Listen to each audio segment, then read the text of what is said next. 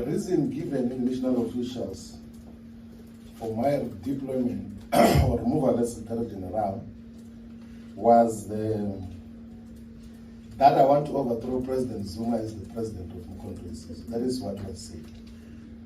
That all the work that we're doing as Secretary General of establishing structures and identifying leaders was meant ultimately at the removal of President Zuma as president of uMkhonto weSizwe. And as part of that reasoning, an extremely bizarre and fake intelligence report was produced, which was claimed to be a conversation between me and some people in the African continent, where it is alleged that despite raising money to remove President Zuma, I'm also accumulating supernatural powers to make people disappear.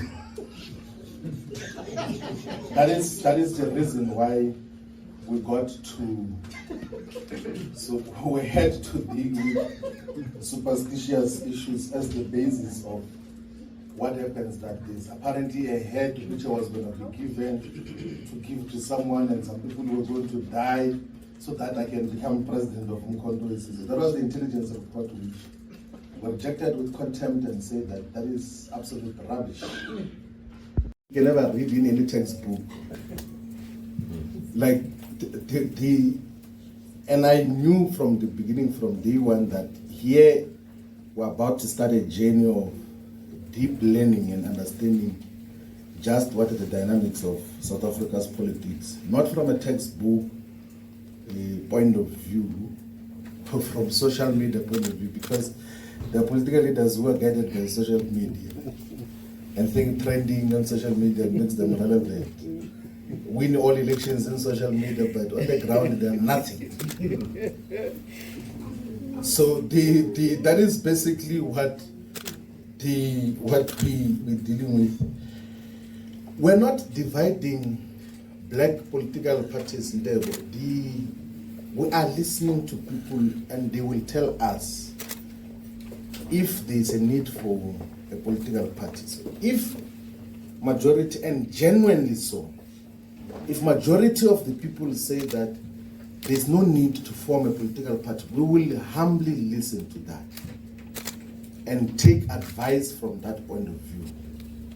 We have constituted a structure which is going to be listening, and we've had meetings to talk about that, and none of those meetings were secret.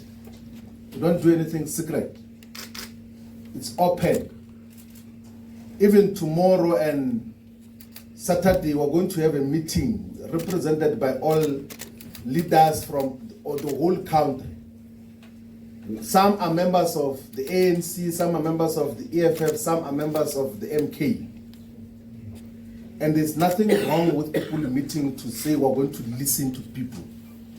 If their parties have got a problem with their members going to listen to people, then it's their own issue.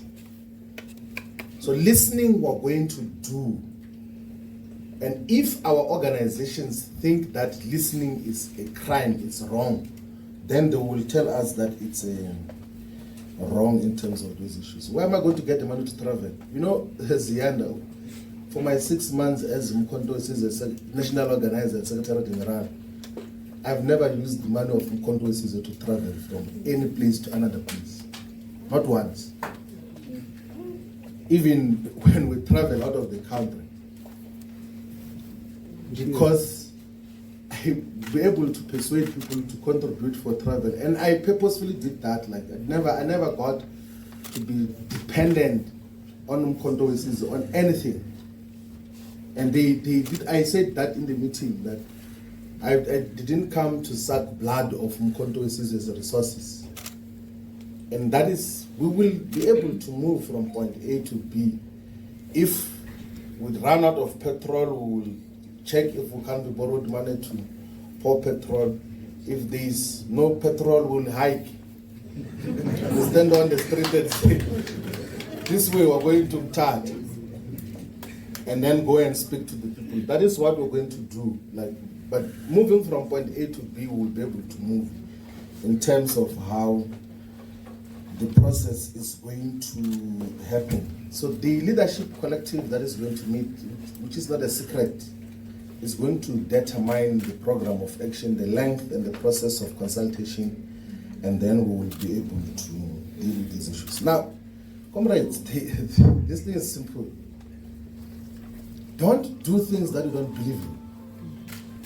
And don't associate with projects that you don't believe in. Never ever sacrifice principle on the altar of political convenience. It doesn't matter what happens. Like, it doesn't matter if that is going to break friendship and people that you have known the rest of your life, the brotherhood and all of those things there. If principle is broken, you disassociate from it, and decisively so. But in doing so, sometimes you must be considerate of some of the personal circumstances of some of the people that you're dealing with. So that is basically it, that you must never associate with unprincipled positions. You must always stick to principles as to how you deal with politics. These things of, yeah, I'm just there because I'm there for salary purposes and for income. What do we do? Go to leaders of the ANC on the corners and say, but what is this thing that they're doing? They will tell you that that Ramaphosa is nonsense. That Ramaphosa is misleading us. But they won't tell him. Go to EFF people and they will tell you their own characterization of the leader of the organization and what is happening there. But they don't have the courage to tell him. Same in MK. And we can't have political culture like that. We must be able to, when you raise issues internally sharply, you don't have to go and gossip about it anyway. Now all the issues and concerns that I heard about MK, I raised internally. Even against all odds, if it's an opportunity to raise an issue about the wrongdoing, I would speak and clearly speak against the untouchables there. People who take drugs and tweet at night and insult us. And we'll confront them and say, what is this about? And that is basically how we deal with these issues in terms of what it is. We'll never tiptoe around anyone in terms of principles. Always protect principle on how we deal with these issues. Thank you very much. So we're legitimating rubbish. And there was no way that you could dedicate your intellectual muscles and work. And in practice, you realize that this thing which we said we are standing for is not principle. Check the conduct of your government and what gets to legitimate such. That was the best decision ever. And everyone that we spoke to, this like they were to criminalize, we say, I will never trust the person who knew that the deputy president is leaving. And then they isolate him, we say on the basis that he knew that I'm leaving. It's not only we saying it, those comrades knew, we discussed it, and we reached the same conclusion that we're not being fair to society if we say that this comrade can lead this country. All of us agreed with the people who are leading EFF now. That is basically, that is the reality of the situation. The people who are leading EFF now, all of us were unanimous. And then the issue was, what do we do? If I wanted to destabilize, someone is asking, were you sponsored to destabilize the EFF? If I wanted to destabilize the EFF, I could have started a faction inside and caused interactions and this. But then the decision was, let me not destabilize the EFF, let me leave. I never spoke about the EFF anyway. And also in respect of the responsibilities that I had, that if I was national organizer or secretary general and I didn't speak about the EFF, it was going to be confused as if I'm speaking on those platforms on behalf of the organization. In terms of how we got to deal with those issues. Part of, although there were dynamics, like part of the things which I used to appreciate about the EFF was that I knew that foundationally I came with the idea of funding the EFF. It's true. One of the things that used to give me a lot of joy was to see a lot of people whose lives would change employed by the EFF as councillors, as members of parliament, as staff members, build homes for their parents, buy cars and everything else. I was like, I can't be part of establishing an organization that, at least from that point of view, is giving people sustainable livelihoods. That I will never do. I will never be engaged in such an activity. It's not in my character. I don't get involved in factionalism. I'm not, in the 10 years of the EFF, I've never sat in a meeting of a faction. But factions will sit even when we're going to the Congress that elected Marshall for the first time. They came with a list proposing someone else as Secretary General. I said, no, Marshall is going to the SG, and then he became SG. I didn't sit in a meeting. I just rejected the decision of the faction in terms of not once, not in MK, not once did I ever sit in a factional meeting. In MK, not once did I speak to President Zuma about me being Secretary General or National Organizer or anything. Not once did I go and speak to President Zuma and say, please don't remove me as SG, I'm the best and everything else there. I said, people can tell lies, you can take decisions on whatever I want to take decision on. It's not my character. I don't get involved in factionalism. I know how foolish factionalism can be. It turns people into zombies. They're unable to think in terms of how they process issues. And there is no one who can come out and say that I was in a meeting with Floyd to discuss names of people in a political party. I don't get involved in such discussions of factionalism. The ultimate agenda for all progressive black political parties is that they have to unite behind a common vision and agenda.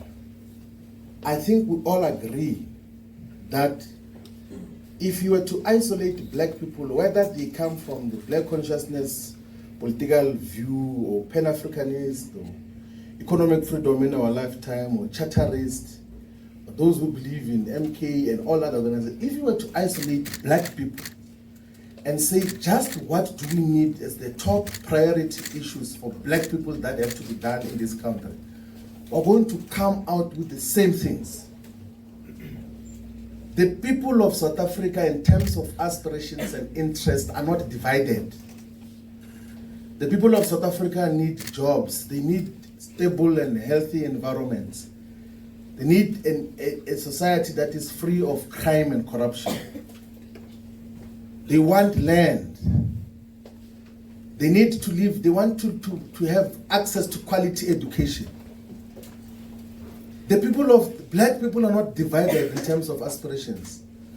But for narrow political purposes, we get to be divided. That is why we will be going to the people to ask, do we form a political party? If the advice is no, we will be able to accept that guidance in terms of what happens. So I don't need any position of responsibility to survive in life or to have a voice, by the way. I don't need to be a president or secretary general to have a voice. Actually, my voice is much more clearer when I speak without any position of responsibility. So possibly most of you have never heard me speak openly about many issues because I respected the positions that I had. As a deputy president, I couldn't say certain things. As a national organizer, I couldn't say certain things. As a secretary general, I couldn't say certain things. But now I can make open observations about just what is happening. Perhaps even without a position, my voice will be much more amplified in terms of how we push for the agenda of the return of our land.